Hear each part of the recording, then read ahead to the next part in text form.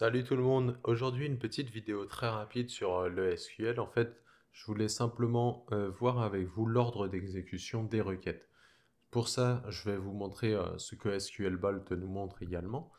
L'idée, c'est que quand vous avez une requête qui est complète, une requête très longue, ça peut être intéressant de savoir dans quel ordre SQL fonctionne, dans quel ordre il va exécuter les différentes fonctions que vous lui demandez, les différentes actions que vous lui demandez. Donc là, dans cet exemple, il fait un select distinct. Donc distinct, ça veut dire qu'il ne garde pas les doublons.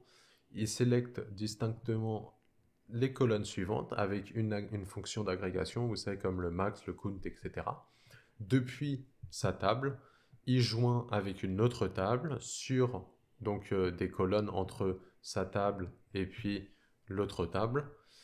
Et ensuite, il applique des contraintes via le where. Il regroupe via une colonne. Il applique d'autres contraintes après avoir regroupé.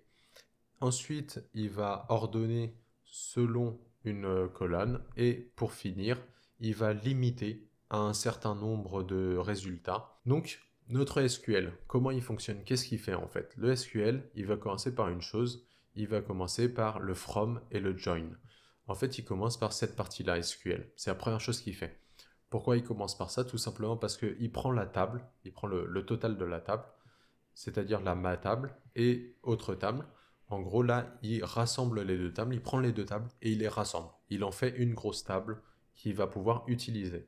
Une fois qu'il a cette grosse table qui rassemble les deux autres tables avec le from et le join, il va effectuer le where, c'est-à-dire qu'il va filtrer selon les conditions qu'on a mis. Une fois qu'il a filtré, il va regrouper. Donc selon la colonne qu'on lui a demandé, il regroupe.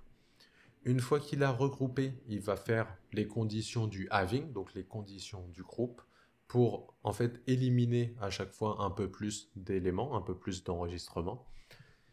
Et une fois qu'il a fait le having, là il va sélectionner seulement les colonnes qui nous intéressent. Donc vous voyez jusqu'ici, il avait la fusion des deux tableaux et il avait gardé toutes les colonnes. Là maintenant, arrivé à la cinquième étape, il sélectionne que les colonnes. Ensuite, il retire les doublons. Ça, c'est le distinct, retirer les doublons.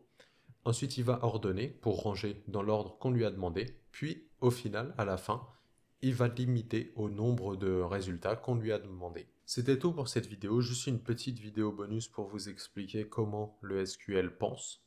J'espère que ça vous aura plu et que vous aurez appris quelque chose. J'arrête la vidéo ici et puis je vous dis à la prochaine vidéo.